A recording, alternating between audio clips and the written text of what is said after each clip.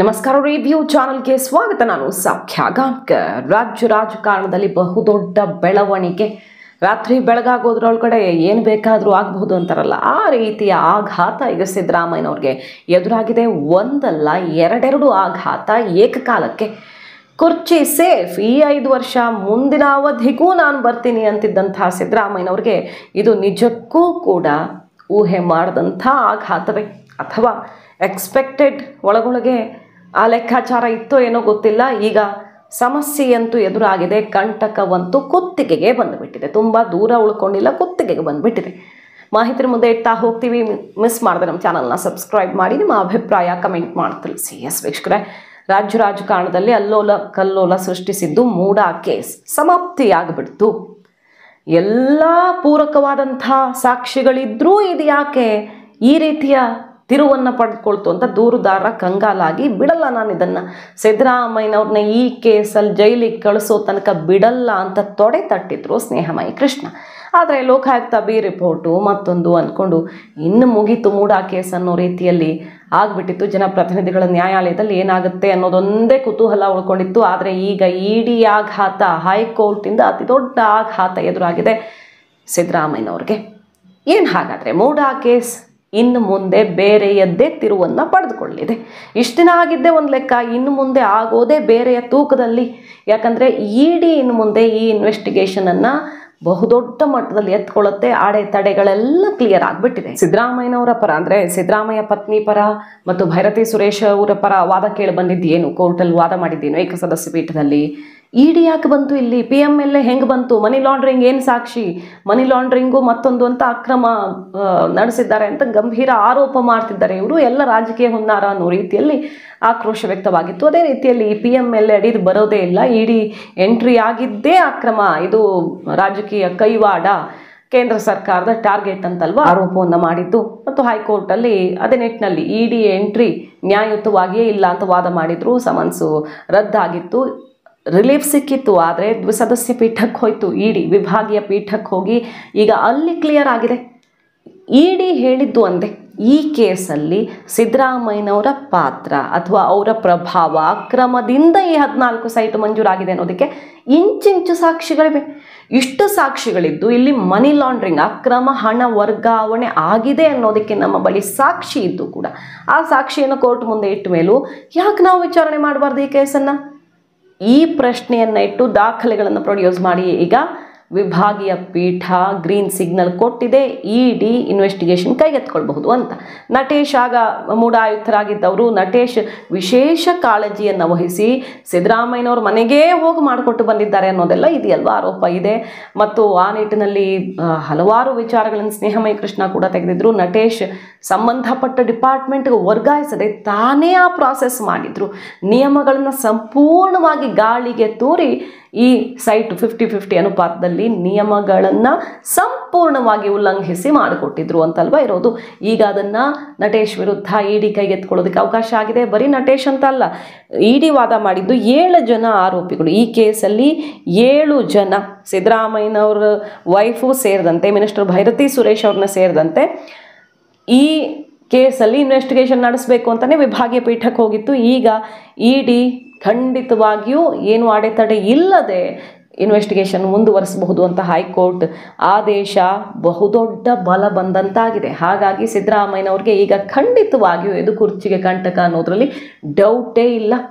ಬಹುಶಃ ಅವ್ರ ರಾಜಕೀಯ ವಿರೋಧಿಗಳು ಒಳಗೊಳಗೆ ಖುಷಿ ಪಟ್ಕೊಳ್ಳೋದಕ್ಕೆ ಶುರು ಮಾಡಬಹುದು. ಸ್ನೇಹಮಯಿ ಕೃಷ್ಣ ಅವ್ರಿಗಂತೂ ಭರ್ಜರಿ ಬಲ ಬಂದಿದೆ. ಯಾಕಂದರೆ ಅವ್ರಿಗೆ ಆಘಾತ ಆಯಿತು. ಒಂದು ಕಡೆ ಲೋಕಾಯುಕ್ತ ಬಿ ರಿಪೋರ್ಟು, ಇಲ್ಲಿ ನೋಡಿದ್ರೆ CBIಗೂ ಹೋಗ್ತಿಲ್ಲ ಈ ಕೇಸು, ಇಡಿಗೂ ಕೂಡ ಹೋಗಬಾರ್ದು ಅನ್ನೋ ರೀತಿಯಲ್ಲಿ ಹೈಕೋರ್ಟ್ ಅಡೆತಡೆ ಹಾಕಿಬಿಡ್ತು. ಅಂದರೆ ಏನು ಇಷ್ಟು ಸಾಕ್ಷಿಗಳಿವೆಯಲ್ಲ ನಮ್ಮ ಹತ್ರ ಅಂತ ಒಂದೊಂದೇ ದಾಖಲೆಗಳನ್ನು ಬಿಡ್ತಾ ಬಂದರು ಅವರು. ಮತ್ತಷ್ಟು ಸಾಕ್ಷಿಗಳಿವೆ ನಮ್ಮಲ್ಲಿ. ಏನು ಲೋಕಾಯುಕ್ತ ಹೇಗೆ ಸರ್ಕಾರದ ಜೊತೆ ಇನ್ವಾಲ್ವ್ ಆಗಿದೆ ಅನ್ನೋದ್ರಿಂದ ಹಿಡಿದು ಎಲ್ಲ ದಾಖಲೆಗಳನ್ನು ಜನರ ಮುಂದೂ ಇಟ್ಟಿದ್ರು ಅವರು. ಶುರುವಾಯ್ತಲ್ಲ, ವೈಟ್ನರ್ ಹಚ್ಚಿದ್ರಿಂದ ಹಿಡಿದು ಡಿನೋಟಿಫಿಕೇಷನ್ನಲ್ಲಿ ಭೂಸ್ವಾಧೀನ ಕೈ ಬಿಡುವಂಥ ಪ್ರಕ್ರಿಯೆಯಲ್ಲಿ ಯಾವ ರೀತಿ ಸತ್ತವನ ಹೆಸರಲ್ಲಿ ಮಾಡಿದ್ದಾರೆ, ಮತ್ತೊಂದು ಮಗದೊಂದು ಅಲ್ಲ ಅಕ್ರಮ ಎದ್ದು ಕಾಣ್ತಿರೋದು. ಸಿದ್ದರಾಮಯ್ಯನವರು ಬೇರೆ ಬೇರೆ ಪೋಸ್ಟಲ್ಲಿ ಉಪಮುಖ್ಯಮಂತ್ರಿ, ವಿರೋಧ ಪಕ್ಷ ನಾಯಕ ಅಥವಾ CM ಈ ರೀತಿ ಪೋಸ್ಟಲ್ಲಿ ಇರುವಾಗಷ್ಟೇ ಈ ಪ್ರಾಸೆಸ್ ನಡೆದಿದೆ. ಸಿದ್ದರಾಮಯ್ಯನವ್ರಿಗೆ ಅಧಿಕಾರ ಇಲ್ಲದ ಸಮಯದಲ್ಲಿ ಈ ಪ್ರಕ್ರಿಯೆ ಯಾವುದು ಒಂದು ಇಂಚು ಆ ಕಡೆ ಈ ಕಡೆ ಆಗಿಲ್ಲ. ಅವರಿದ್ದಾಗ ಮಾತ್ರ ಈ ಪ್ರಾಸೆಸ್ ಮುಂದುವರಿತಾ ಹೋಗಿದೆ. ಮತ್ತು ಒಂದು ಪತ್ರದಲ್ಲಿ ಎಲ್ಲ ಪ್ರಮುಖ ಸಾಕ್ಷಿಗಳಿರೋದು. ಈ ಜಮೀನನ್ನು ಸಿದ್ದರಾಮಯ್ಯನವರ ಬಾಮೈದನ್ಗೆ ಮಾರದಂಥ ಈ ದೇವರಾಜ್, ಆ ವ್ಯಕ್ತಿಗೂ ತನಗೂ ಮುಂಚೆ ಪರಿಚಯನೇ ಇರಲಿಲ್ಲ ಅಂತಲ್ವಾ ಲೋಕಾಯುಕ್ತ ತನಿಖೆಯಲ್ಲಿ ಹೇಳ್ಕೊಂಡಿರೋದು.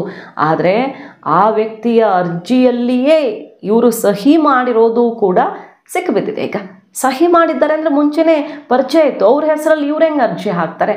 ಇಂತಹ ಹಲವು ಸಾಕ್ಷಿಗಳಿವೆ. ಇಷ್ಟು ಎಡವಟ್ಟಿನ ಕೆಲಸವನ್ನು ಮಾಡಿದ್ದಾರೆ ಅಂದರೆ ಸರಿಯಾಗೂ ಮಾಡಿಲ್ಲ. ಅಕ್ರಮ ಮಾಡಿಬಿಟ್ಟಿರಪ್ಪ ಅಂದರೆ ಅದನ್ನು ಸರಿಯಾಗಿ ಮಾಡಿಲ್ಲ. ಎಡವಟ್ಟು ಸಾಕ್ಷಿಗಳನ್ನು 1, 2 ಅಲ್ಲ 16 ಈ ಲೂಪ್ ಹೋಲ್ಸ್ ಬಿಟ್ಟು ಕೆಲಸ ಮಾಡಿದ್ದಾರೆ.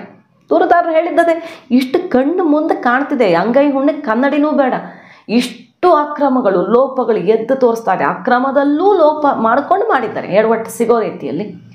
ಆಮೇಲೆ ಪಾರ್ವತಿಯವರು ಅರ್ಜಿ ಹಾಕ್ತಾರೆ. ಅವರು ಬರೆದ ಪತ್ರಕ್ಕೆ ಸಹಿ ಹಾಕೋದು ಸಿದ್ದರಾಮಯ್ಯನವರ ಖಾಸಗಿ ಆಪ್ತ ಸಹಾಯಕ.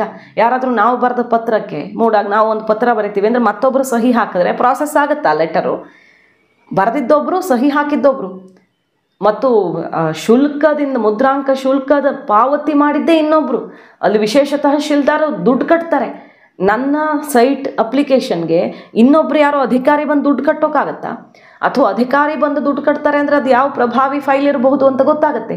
ಇಷ್ಟೆಲ್ಲ ಕ್ರಮಗಳಿವೆ ಅನ್ನೋದನ್ನು ಬಯಲು ಮಾಡ್ತಾ ಬಂದಿದ್ರು. ಸ್ನೇಹಮಯ ಕೃಷ್ಣ ಗಂಭೀರ ವಿಚಾರಗಳನ್ನು ಇಟ್ಕೊಳ್ತಾ ಬಂದಿದ್ರು, ಆರೋಪ ಮಾಡ್ತಾ ಬಂದಿದ್ರು. ಪೂರಕವಾಗಿ ತನ್ನ ಹತ್ರ ಏನು ದಾಖಲೆಗಳಿವೆ ಅನ್ನೋದನ್ನು ಕೊಡ್ತಾ ಬಂದಿದ್ರು. ಆ 400 ಪುಟಗಳ ಎಲ್ಲ ದಾಖಲೆ ಇಡಿಗೂ ಕೊಟ್ಟಿದ್ರು. ಇಡಿ ಮೂಡ ಮೇಲೆ ರೇಡ್ ಮಾಡಿ ಸಂಬಂಧಪಟ್ಟ ಮೂಲ ದಾಖಲೆಗಳನ್ನು ವಶಪಡಿಸ್ಕೊಂಡಿತ್ತು. ಇಷ್ಟಾದ ಮೇಲೂ ಕೂಡ ಈ ಕೇಸು ತನಿಖೆಗೆ ಅರ್ಹವಲ್ಲ ಅಂದರೆ ಏನು ಕಥೆ ಇದು ಅಂತ ವಿಭಾಗೀಯ ಪೀಠಕ್ಕೆ ಹೋಗಿ ಈಗ ವಾದವನ್ನು ಮಂಡಿಸಿ ಗೆಲುವಾಗಿದೆ ಇಡಿಗೆ. ಸೊ ಸಿದ್ದರಾಮಯ್ಯನವರನ್ನು ನಾಳೆಗೆ, ನಾಡಿದ್ದಿಗೆ, ಈ ವಾರದಲ್ಲಿ ಇನ್ನೊಂದು ಕೆಲವು ದಿನಗಳಲ್ಲಿ ಇಡಿ ವಿಚಾರಣೆಗೆ ಕರೆಸತ್ತೆ. ಸಿದ್ದರಾಮಯ್ಯನವರ ಪತ್ನಿಗೆ, ಭೈರತಿ ಸುರೇಶ್ ಅವ್ರಿಗೆ ಎಲ್ಲರಿಗೂ ಮತ್ತೆ ಸಮನ್ಸನ್ನು ಜಾರಿ ಮಾಡೋದಕ್ಕೆ, ಸಿದ್ದರಾಮಯ್ಯನವ್ರಿಗೆ ನೋಟಿಸ್ ಕೊಡೋದಕ್ಕೆ ಎಲ್ಲದಕ್ಕೂ ಈಗ ದಾರಿ ಕ್ಲಿಯರ್ ಆದಂಗಾಯ್ತು. ಅಲ್ಲಿಗೆ ಇಡಿ ಯಾವುದೇ ಹಂತಕ್ಕೆ ಹೋಗಬಹುದು. ಈ ಕೇಸಲ್ಲಿ ಅನಿವಾರ್ಯತೆ ಇದೆ. ಇವರೊಬ್ಬರು ಪ್ರಭಾವಿ, ಕೇಸ್ನ ಸಾಕ್ಷಿ ನಾಶ ಆಗುತ್ತೆ ಅಂದರೆ ಯಾವುದೇ ಹಂತಕ್ಕೆ ಹೋಗೋದಕ್ಕೆ ಅವಕಾಶಗಳಿರುತ್ತೆ. ಕೇಸ್ನ ಗಾಂಭೀರ್ಯತೆ ಮೇಲೆ ಆಧಾರವಾಗಿ ಯಾವುದೇ ಹಂತಕ್ಕೆ ಹೋಗಬಹುದು. ಇಡಿ ಒಂದು ಕ್ಲಿಯರ್ ಮಾಡಿಬಿಟ್ಟಿದೆ. ಸೈಟ್ ವಾಪಸ್ ಕೊಟ್ಟಿದ್ದಾರೆ ಅಂದ ಮಾತ್ರಕ್ಕೆ ಇಲ್ಲಿ ಕೇಸ್ ಕ್ಲೋಸ್ ಆಗಲ್ಲ. ಇನ್ನಷ್ಟು ಸಾಕ್ಷಿ ಆಗುತ್ತೆ. ಅದು ವಾಪಸ್ ಮಾಡಿದ್ದಾರೆ ಅಂದರೆ ಅಕ್ರಮ ಇದೆ ಅನ್ನೋದು ಸುಳಿವು ಸಿಕ್ಕಂಗಲ್ವ ಅಂತಲೇ ದೂರುದಾರರೆಲ್ಲ ಹೇಳ್ಕೊಂಡು ಬರ್ತಾ ಇದ್ದಿದ್ದು. ಸೊ ಇದು ಒಂದು ಸಾಕ್ಷಿ ಆಗತ್ತೆ, ಬಿಟ್ಟರೆ ಸಮಸ್ಯೆ ತಪ್ಪಿಸ್ಕೊಳ್ಳೋಕ್ಕಾಗಲ್ಲ. ನಂಬರ್ 1 ಇದು ಮೊದಲ ಆಘಾತ. ಇನ್ನೊಂದು ಆಘಾತ ಏನು ಅಂತ ಕೇಳಿದ್ರೆ, ಲೋಕಾಯುಕ್ತ ಬಿ ರಿಪೋರ್ಟ್ ಕೂಡ ರದ್ದಾಗಬಹುದು. ಅಂದರೆ ಜನಪ್ರತಿನಿಧಿಗಳ ನ್ಯಾಯಾಲಯದಲ್ಲಿ ಬಿ ರಿಪೋರ್ಟನ್ನು ಅಕ್ಸೆಪ್ಟ್ ಮಾಡಿದಿರ್ತಾನೆ ಕೋರ್ಟು, ಅದು ಕ್ಲೋಸ್ ಆಗೋದು ಕೇಸು. ಆದರೆ ಅಲ್ಲಿ ತಕರಾರು ಅರ್ಜಿ ಒಂದು ಕಡೆ ಸ್ನೇಹಮಯಿ ಕೃಷ್ಣ ತಾನೇ ವಾದ ಮಾಡಿದ್ದಾರೆ, ತಾನೇ ಮತ್ತಷ್ಟು ಮಹತ್ವದ ದಾಖಲೆಗಳನ್ನಿಟ್ಟು ತಕರಾರು ಸಲ್ಲಿಸಿದರೆ, ಈ ಕಡೆ ಇಡಿ ಅಲ್ಲಿಯೂ ಕೂಡ ತಕರಾರು ಅರ್ಜಿ ಹಾಕಿದೆ. ನಮ್ಮ ಹತ್ರ ಏನೇನು ಸಾಕ್ಷಿ ಇದೆ ಸಿದ್ದರಾಮಯ್ಯನವರ ಪಾತ್ರ ಮತ್ತು ಇಲ್ಲಿ ಅಕ್ರಮ ನಡೆದಿರೋದ್ರ ಬಗ್ಗೆ ಇಷ್ಟಿದ್ದೂ ಕೂಡ ಬಿ ರಿಪೋರ್ಟ್ ಹಾಕಿದೆ ಲೋಕಾಯುಕ್ತಕ್ಕೆ ತಮಗೆ ಸಿಕ್ಕಿರೋ ಸಾಕ್ಷಿಗಳನ್ನು ಕಳಿಸ್ಕೊಟ್ಟಿದೆ ಇಡಿ.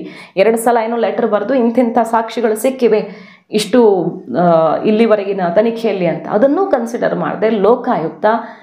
ಏನೂ ಆಗೇ ಇಲ್ಲ, ಇಲ್ಲಿ ಬರೀ ಅಧಿಕಾರಿಗಳ ಪಾತ್ರ ಇದೆ ಅಂದರೆ ಅಧಿಕಾರಿಗಳು ಸುಮ್ಮನೆ ಸಿದ್ದರಾಮಯ್ಯನವ್ರಿಗೆ ಲಾಭ ಮಾಡಿಕೊಡ್ತಾರೆ. ಅಧಿಕಾರಿಗಳು ಯಾಕೆ ಇನ್ನೊಬ್ರಿಗೆ ಲಾಭ ಮಾಡಿಕೊಡ್ತಾರೆ? ತಮ್ಮನ್ನು ತಾವು ಇಕ್ಕಟ್ಟಲ್ಲಿ ಸಿಕ್ಕಾಕ್ಸ್ಕೊಂಡು ಕಾಮನ್ ಸೆನ್ಸ್ ಆ ಪಾಯಿಂಟಲ್ಲಿ ಆದರೂ ಗೊತ್ತಾಗುತ್ತೆ. ಈಗ ತಕರಾರು ಅರ್ಜಿ ಹಾಕಿ ಲೋಕಾಯುಕ್ತ ಬಿ ರಿಪೋರ್ಟೇ ಸರಿ ಇಲ್ಲ, ಇಲ್ಲಿ ಅಕ್ರಮ ನಡೆದಿರೋದಕ್ಕೆ ಇಷ್ಟೆಲ್ಲ ಸಾಕ್ಷಿಗಳಿವೆ ಅಂತ ಕೆಳಗಿನ ನ್ಯಾಯಾಲಯದಲ್ಲೂ ಕೂಡ ತಕರಾರು ಅರ್ಜಿ ಹಾಕಿ ಇಡಿ ಒಂದಲ್ಲ 2 ಶಾಕ್ ಕೊಟ್ಟಿರೋದು. ಸೊ ಇನ್ನು ಮುಂದೆ ಅಸಲಿ ಆಯಾಮ ಇಡಿ ಮೂಡಾ ಕೇಸಲ್ಲಿ. ಮಾಹಿತಿ ನಿಮ್ಗೆ ಇಷ್ಟ ಆಗಿದ್ರೆ ಮಿಸ್ ಮಾಡಿದ್ರೆ ನಮ್ಮ ಚಾನಲ್ನ ಸಬ್ಸ್ಕ್ರೈಬ್ ಮಾಡಿ, ನಿಮ್ಮ ಅಭಿಪ್ರಾಯ ಕಮೆಂಟ್ ಮಾಡಿ ತಿಳಿಸಿ. Thank you.